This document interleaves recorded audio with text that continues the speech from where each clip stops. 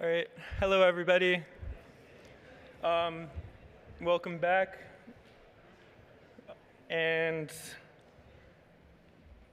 so today I'm going to be talking about mapping bicycle infrastructure in cities before satellite imagery updates. Sometimes satellite imagery can take a few years at most, at best a few months, and people are still moving around.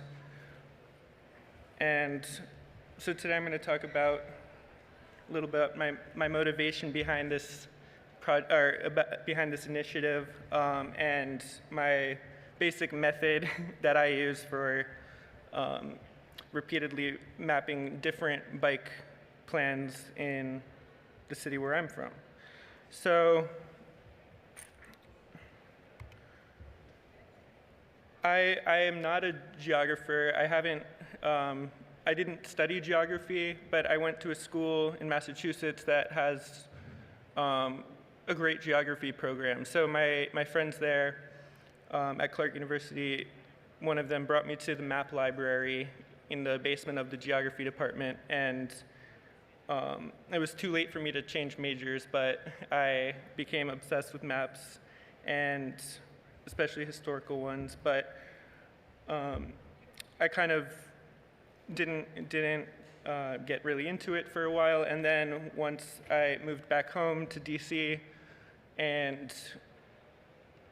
began working, getting around the city and navigating, I started to notice gaps very, very quickly, started to notice gaps in the bicycle infrastructure specifically.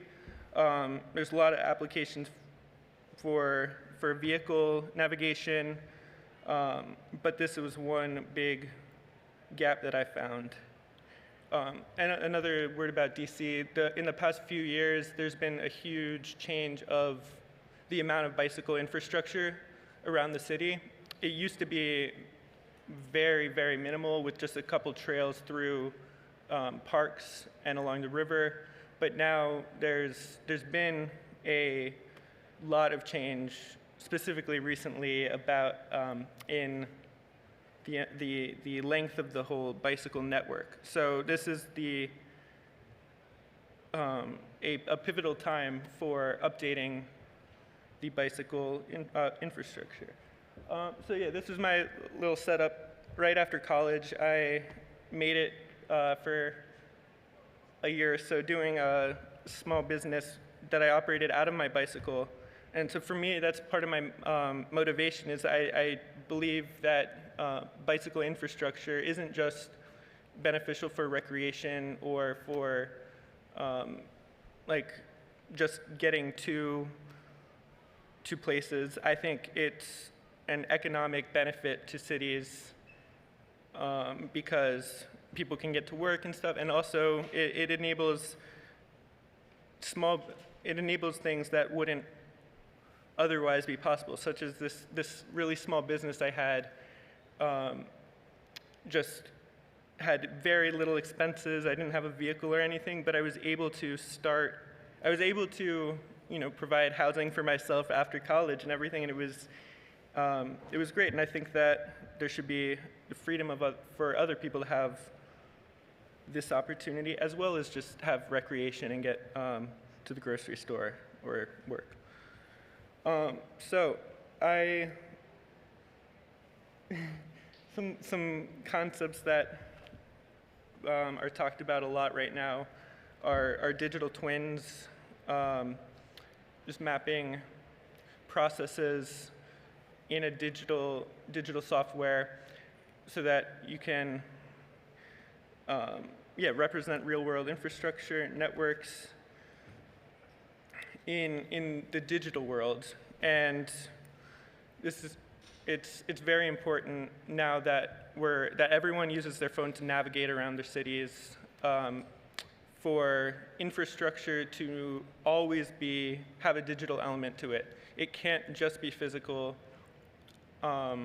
It has to have a digital element so that it's tied to the large chunk of our economy and life that is based in the digital world. And because of that, part of my motivation is the belief, in this project, is the belief that infrastructure data and the data tied to public facilities should be open. It should be free or very low cost for people to use and access, so that businesses can use that data, so that people can use that data. I just think that it is important to be accessible. So part of mapping bicycle infrastructure, my goal is to increase equity in Washington, D.C., where I live, and improve the safety for bicyclists as well as everyone else. If we all have our protected, safe routes to get places, then it's better for everyone in a car, walking, biking. And like I mentioned before, the economic benefits to people able to that are able to have the bicycle infrastructure, but there's also an economic element to companies that a lot of them are present today that can have a whole business providing a service, delivery, navigation, using the public data that might cost a ton for them to try to get from a commercial source. So the central problem of mapping before satellite imagery updates is that with new infrastructure, there's a big delay in the ability for people to use it until it gets mapped. And so mapping it helps new cyclists. One of the main things that keeps people from in a city, one of the main things, just from talking to my neighbors and friends, that keeps them from biking is that they don't think that there's a safe route to get where they need to go.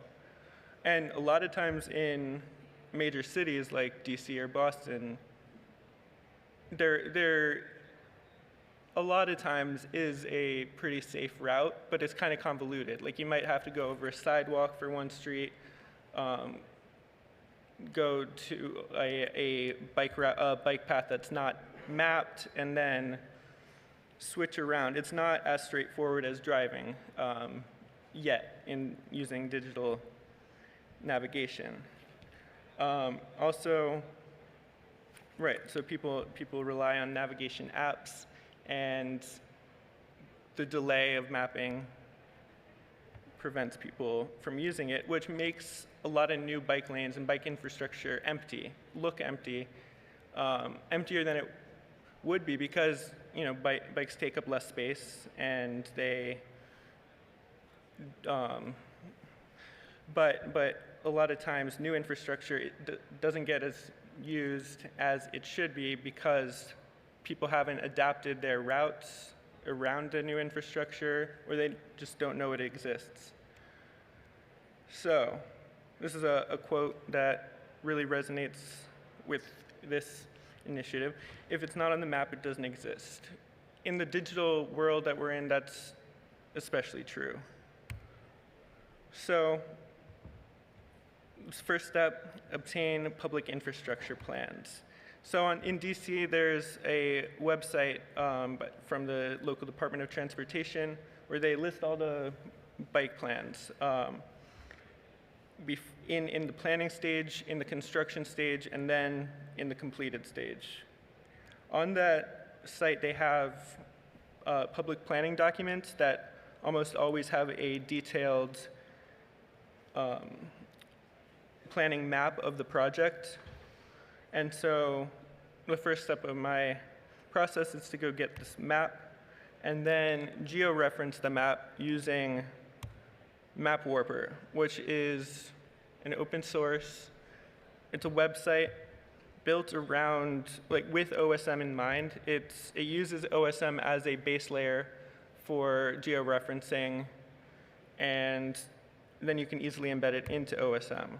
So first I take the public planning map that I just crop on the left, place all these little points, and align it with the OSM map on the right. And so what that does is it makes it look like this. And so it's overlaid. And so you can see the map in the middle from the public planning document with the bike lanes over the over OSM. Then you go into, on Map Warper, they have the capability to export the referenced image as well as just copy the tile layer URL and paste it into the ID editor. I just use the ID editor. I'm basic. I love it. And then I do a field survey. So I take my bike and I have a little mount on it, and I use Mapillary.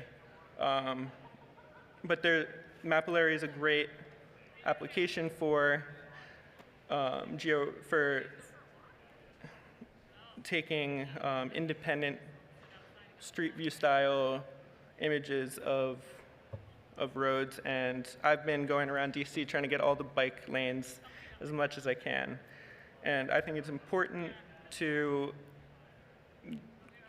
do both of these methods because, so you can see here, you can see the little pathway on the right where, but it's off, so it's on top of the sidewalk. And so that's why it's important to do both methods of using the public planning document informed by engineers as well as on-the-ground field survey. Then you edit OpenStreetMap using the wiki to get all the correct tags. The bicycle page is amazing. And that's the method. So basically, it's important to keep OSM at the cutting edge of crowdsourced data because it's such a valuable resource, and it's just the biggest platform for crowdsourced geospatial data, and I think it's important to keep it going. Help cyclists out in your city. Help everyone out. There's always some before and after. Discover new places. Biking, you always end up finding new things and seeing the city from a different perspective. Freedom of mobility, and you can do it too. Thank you.